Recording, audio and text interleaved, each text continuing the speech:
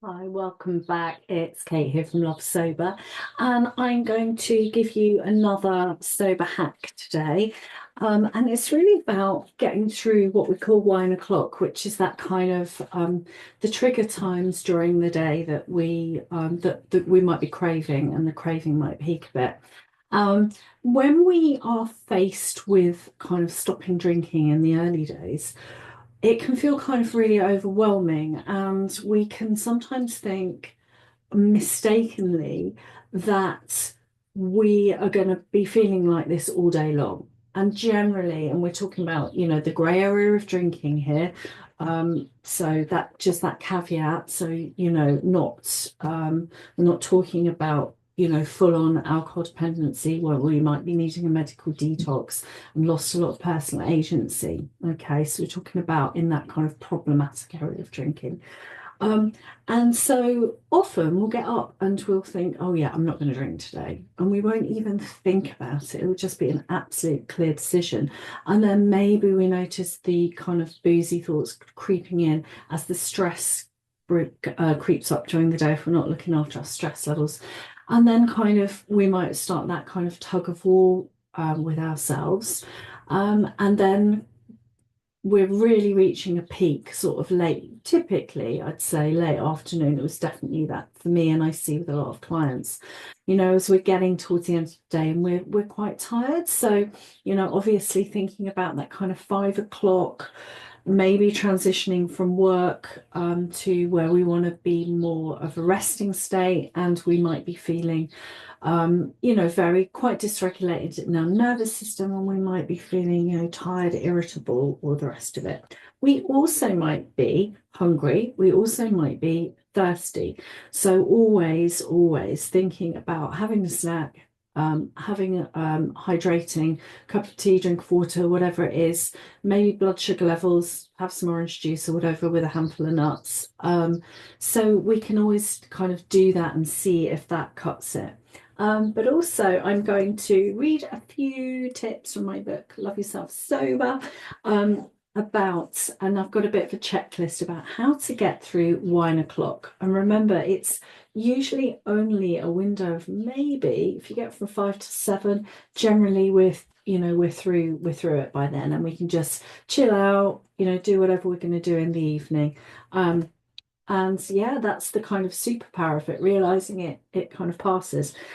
So, how to get through wine o'clock checklist. Identify when your wine o'clock is. So, it might be different for you, but generally speaking, if we're following that rhythm of the day, it's often at that point for us, working women, mums, etc.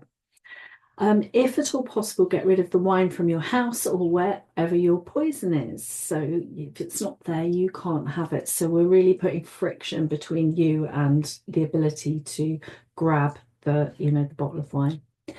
Have your snacks ready, eat early. It's a miracle cure for cravings. So remember, halt, hungry, angry, lonely, tired.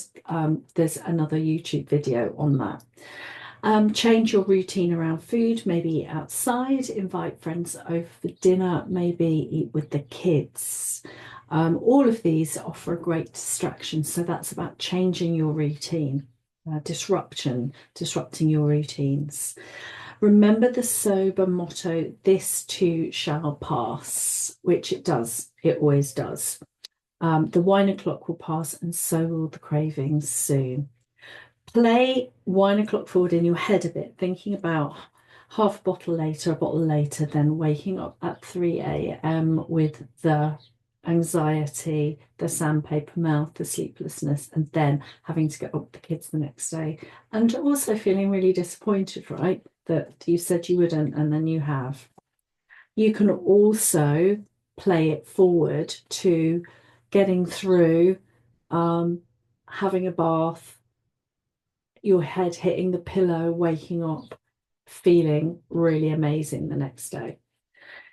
Schedule a run or even a walk for this time of evening. So again, we're disrupting the rhythms, the general routine. Remember we're habitual animals, so it's about changing the rhythm, changing the habit. Get a box set on the go, sit in a different seat. Just all of these things can really help. One of my favorites, take a long, slow, deep bubble bath. Maybe listen to podcasts, the Love Sober podcast, or one of your other ones that you'll find, one of your favorite ones. Connect with others in the same boat. So reach out to your sober group, sober forum.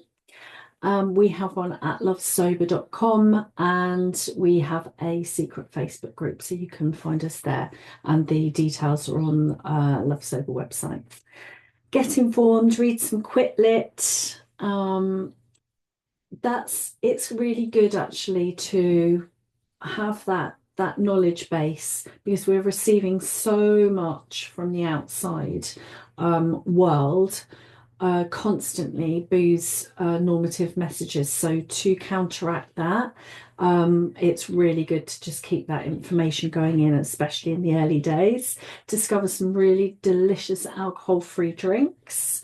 I love decaf Earl Grey. Anyone love decaf Earl Grey? Yes, please, all the time. But there's loads now. I mean, like 10 years ago, it was a different kettle of fish. Now, just lots of lovely alcohol-free alternatives. So keep the ritual, change the ingredient, etc. Write motivational notes to yourself and stick them everywhere. So again, visual memory, it's a memory game. So we know that the brain can just then hook onto those things. So it's kind of helping our habit change. Put on your pajama armor. That is one of my favorite. Get under the duvet fortress. Hot water bottle in summer, yes, please. Distract yourself. Distract, and it will pass. You know, obviously, if you can get out to do some exercise, go to a yoga class, something that's, you know, going to soothe and regulate your nervous system. You know, roll around on the floor, wave your arms and legs like seaweed. Deep breathing, they can actually really help us. Sometimes we just need to pull on those kind of easy resources to start off with, like, you know, like the ones that I've mentioned. So if you have any questions, do reach out to me, Kate at lovesober.com, and I hope some of these tips have helped you today. Stay strong, stay safe, don't drink even if your arse is on fire.